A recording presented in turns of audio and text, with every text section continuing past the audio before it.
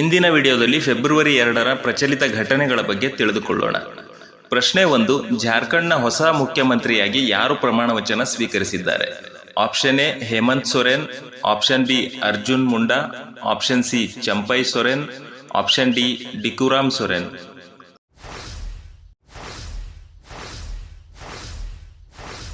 ಸರಿಯಾದ ಉತ್ತರ option C Champai Soren. ಜಾರ್ಖಂಡ್ನ ನೂತನ ಮುಖ್ಯಮಂತ್ರಿಯಾಗಿ ಹಿರಿಯ ಜಾರ್ಖಂಡ್ ಮುಕ್ತಿ ಮೋರ್ಚಾ ನಾಯಕ ಚಂಪೈ ಸೊರೆನ್ ಪ್ರಮಾಣ ವಚನ ಸ್ವೀಕರಿಸಿದರು. ಪ್ರಕರಣ 1ರಲ್ಲಿ ಇತ್ತೀಚೆಗೆ ಜಾರಿ ನಿರ್ದೇಶನಾಲಯದಿಂದ ಬಂಧಿಸಲ್ಪಟ್ಟಿದ್ದ ಹೇಮಂತ್ ಸೊರೆನ್ ಬದಲಿಗೆ ರಾಜಭವನದಲ್ಲಿ ರಾಜ್ಯಪಾಲ ಸಿ.ಪಿ. ರಾಧಾಕೃಷ್ಣನ್ ಅವರು ಚಂಪೈ ಸೊರೆನ್ ಅವರಿಗೆ ಪ್ರಮಾಣ ವಚನ ಬೋಧಿಸಿದರು. ಪ್ರಶ್ನೆ 2. ಸ್ಮಾರ್ಟ್ ಪೊಲೀಸಿಂಗ್ ಅಡಿಯಲ್ಲಿ ಯಾವ ರಾಜ್ಯದಲ್ಲಿ ಸ್ವಯಂ ಸಮತೋಲನ ಎಲೆಕ್ಟ್ರಿಕ್ ಸ್ಕೂಟರ್ ಅನ್ನು ಪ್ರಾರಂಭಿಸಲಾಯಿತು? Option A Bihar, option B Uttar Pradesh, option C Punjab, option D Uttarakhand.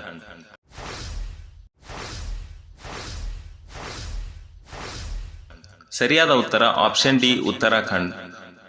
ಇತ್ತೀಚೆಗೆ ಉತ್ತರಾಖಂಡ್ ಪೊಲೀಸರು ಸ್ಮಾರ್ಟ್ ಪೊಲೀಸಿಂಗ್ ಅನ್ನು ಉತ್ತೇಜಿಸಿರುವ ಉದ್ದೇಶದಿಂದ ಸ್ವಯಂ ಸಮತೋಲನ ಎಲೆಕ್ಟ್ರಿಕ್ ಸ್ಕೂಟರ್ ಅನ್ನು ಬಿಡುಗಡೆ ಮಾಡಿದ್ದಾರೆ. ಪ್ರವಾಸಿಗರು ಮತ್ತು ಸ್ಥಳೀಯ ನಾಗರಿಕರ ಸುರಕ್ಷತೆಗಾಗಿ ಹರಿದ್ವಾರದಲ್ಲಿ ಪೊಲೀಸರು ಸ್ವಯಂ ಸಮತೋಲನ ಸ್ಕೂಟರ್ಗಳೊಂದಿಗೆ ಗಸ್ತು ತಿರುಗುತ್ತಾರೆ. ಈ ಸ್ಕೂಟರ್ಗಳನ್ನು ಉತ್ಕರ್ಷ್ ಸ್ಮಾಲ್ ಫೈನಾನ್ಸ್ ಬ್ಯಾಂಕ್ ಕೊಡುಗೆಯಾಗಿ ನೀಡಿದೆ. ಉತ್ತರಾಖಂಡ್ ಹಿಮಾಲಯದಿಂದ ಸುತ್ತುವರೆದಿರುವ ಉತ್ತರ ಭಾರತದ ರಾಜ್ಯವಾಗಿದೆ. ಪ್ರಸ್ತುತ ಉತ್ತರಾಖಂಡದ ರಾಜ್ಯಪಾಲರು ಗುರ್ಮಿತ್ ಸಿಂಗ್ ಮತ್ತು ಮುಖ್ಯಮಂತ್ರಿ ಪುಷ್ಕರ್ ಸಿಂಗ್ ಧಾಮಿ ಅವರಾಗಿದ್ದಾರೆ. ಪ್ರಶ್ನೆ 3. ಕೇಂದ್ರ ಸರ್ಕಾರವು ಲಖ್ಪತಿ ದೀದಿ ಯೋಜನೆ ಗುರಿಯನ್ನು ಎಷ್ಟು ಹೆಚ್ಚಿಸಿದೆ?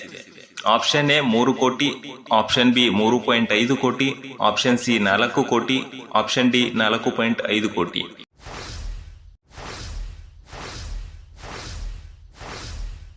ಸರಿಯಾದ ಉತ್ತರ ಆಪ್ಷನ್ ಎ 3 ಕೋಟಿಗಳು. ವಿತ್ತ ಸಚಿವೆ ನಿರ್ಮಲಾ ಸೀತಾರಾಮನ್ ಅವರು ಮಧ್ಯಂತರ ಬಜೆಟ್ನಲ್ಲಿ ಲಖ್ಪತಿ ದೀದಿ ಯೋಜನೆ ಕುರಿತು ಘೋಷಣೆ ಮಾಡಿದ್ದಾರೆ.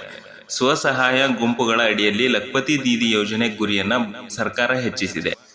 ಲಖ್ಪತಿ ದೀದಿ ಯೋಜನೆ ಯಶಸ್ಸಿನಿಂದ ಉತ್ತೇಜಿತವಾಗಿರುವ ಸರ್ಕಾರವು ಯೋಜನೆಯ ಗುರಿಯನ್ನು 2 ಕೋಟಿಯಿಂದ 3 ಕೋಟಿಗೆ ಹೆಚ್ಚಿಸಿದೆ ಎಂದು ಹಣಕಾಸು ಸಚಿವರು ಹೇಳಿದರು. ಈ ಯೋಜನೆಯಡಿಯಲ್ಲಿ ಮಹಿಳೆಯರು ಕೊಳಾಯಿ, ಎಲ್ಇಡಿ ಬಲ್ಬ್ ತಯಾರಿಕೆ ಮತ್ತು ಡ್ರೋನ್ಗಳ ಕಾರ್ಯಾಚರಣೆ ಮತ್ತು ದುರಸ್ತಿ ಮುಂತಾದ ಕೌಶಲ್ಯಗಳಲ್ಲಿ ತರಬೇತಿ ನೀಡಲಾಗುತ್ತದೆ. ಪ್ರಶ್ನೆ 4. ಉತ್ತರಾಖಂಡ್ ಏಕರೂಪ ನಾಗರಿಕ ಸಂಹಿತೆ ಸಮಿತಿಯ ಅಧ್ಯಕ್ಷರು ಯಾರು? Option A Ranjana Prakash Desai, option B Vinay Rawat, option C Sakshi Khanduri, option D Vimal Saxena.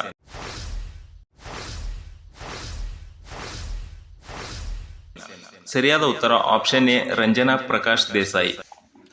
Uttarakhand uniform civil code ಸಮಿತಿಯ ಅಧ್ಯಕ್ಷ ನ್ಯಾಯಮೂರ್ತಿ ರಂಜನಾ ಪ್ರಕಾಶ್ ದೇಸಾಯಿ ಅವರು ಸಮಿತಿಯ ಸದಸ್ಯರೊಂದಿಗೆ ಯುಸಿಸಿಯ ಅಂತಿಮ ವರದಿಯನ್ನು ಉತ್ತರಾಖಂಡ್ ಮುಖ್ಯಮಂತ್ರಿ ಪುಷ್ಕರ್ ಸಿಂಗ್ ಧಾಮಿ ಅವರಿಗೆ ಸಲ್ಲಿಸಿದರು.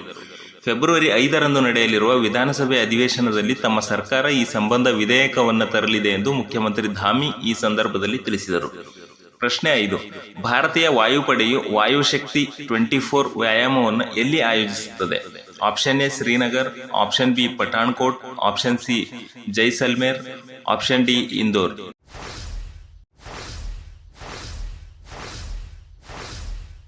ಸರಿಯಾದ ಉತ್ತರ ಆಪ್ಷನ್ ಸಿ ಜೈಸಲ್ಮೇರ್. ಭಾರತೀಯ ವಾಯುಪಡೆಯು 17 ಫೆಬ್ರವರಿ 2024ರಂದು ಜೈಸಲ್ಮೇರ್ ಬಳಿಯ ಪೋಖ್ರಾನ್ ಏರ್ ಟು ಗ್ರೌಂಡ್ ರೇಂಜ್ನಲ್ಲಿ ವಾಯುಶಕ್ತಿ 24 ವ್ಯಾಯಾಮವನ್ನು ಆಯೋಜಿಸುತ್ತದೆ.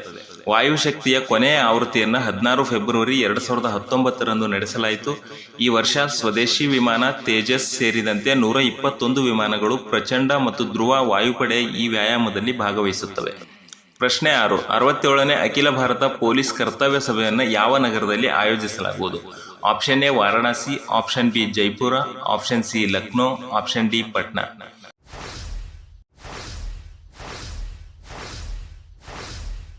ಸರಿಯಾದ ಉತ್ತರ ಆಪ್ಷನ್ ಸಿ ಲಕ್ನೋ. 67ನೇ ಅಖಿಲ ಭಾರತ ಪೊಲೀಸ್ ಡ್ಯೂಟಿ ಮೀಟ್ ಅನ್ನು ಫೆಬ್ರವರಿ 12ರಿಂದ ಫೆಬ್ರವರಿ 16, 2024ರವರೆಗೆ ಲಕ್ನೋದಲ್ಲಿ ಆಯೋಜಿಸಲಾಗಿದೆ. ಈ ಬಾರಿಯ ಸಭೆಯನ್ನು ರೈಲ್ವೆ ಪ್ರೊಟೆಕ್ಷನ್ ಫೋರ್ಸ್ ಆಯೋಜಿಸುತ್ತದೆ. ಎಐಪಿಡಿಎಂನ ಕೇಂದ್ರೀಯ ಸಮನ್ವಯ ಸಮಿತಿಯು ಈ ಕಾರ್ಯಕ್ರಮದ ಜವಾಬ್ದಾರಿಯನ್ನು ಆರ್ಪಿಎಫ್ಗೆ ಹಸ್ತಾಂತರಿಸಿದೆ. ಪ್ರಶ್ನೆ 7. ಭಾರತೀಯ ಕ್ರಿಕೆಟಿಗ ಯಶಸ್ವಿ ಜೈಸ್ವಾಲ್ ಅವರು ಯಾವ ದೇಶದ ವಿರುದ್ಧ ತಮ್ಮ ಮೊದಲ ಟೆಸ್ಟ್ ಶತಕವನ್ನು ಗಳಿಸಿದರು? Option A Australia, option B ದಕ್ಷಿಣ Africa, option C Sri Lanka, option D West Indies.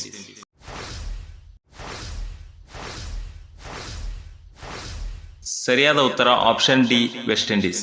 West Indies ವಿರುದ್ಧದ ಚೊಚ್ಚಲ ಟೆಸ್ಟ್ ಪಂದ್ಯದಲ್ಲಿ ಭಾರತದ ಆರಂಭಿಕ ಆಟಗಾರ ಯಶಸ್ವಿ ಜೈಸ್ವಾಲ್ ತಮ್ಮ ಮೊದಲ ಅಂತಾರಾಷ್ಟ್ರೀಯ ಟೆಸ್ಟ್ ಶತಕವನ್ನು ಗಳಿಸಿದರು. ವಿಶಾಖಪಟ್ಟಣಂನಲ್ಲಿ ನಡೆಯುತ್ತಿರುವ ಇಂಗ್ಲೆಂಡ್ ವಿರುದ್ಧದ 2ನೇ ಟೆಸ್ಟ್ ಪಂದ್ಯದ ಮೊದಲ ದಿನದಂದು ಯಶಸ್ವಿ ಜೈಸ್ವಾಲ್ ಅವರು ತಮ್ಮ ವೃತ್ತಿ ಜೀವನದ 2ನೇ ಶತಕವನ್ನು ಗಳಿಸಿದರು. ಇದು ಟೆಸ್ಟ್ನಲ್ಲಿ ಅವರ ಗರಿಷ್ಠ ಸ್ಕೋರ್ ಕೂಡ ಆಗಿದೆ. ಅವರು ಈಗ ಪುರುಷರ ಟೆಸ್ಟ್ನಲ್ಲಿ ಭಾರತಕ್ಕಾಗಿ ದ್ವಿಶತಕ ಗಳಿಸಿದ 3ನೇ ಕಿರಿಯ ಆಟಗಾರರಾಗಿದ್ದಾರೆ.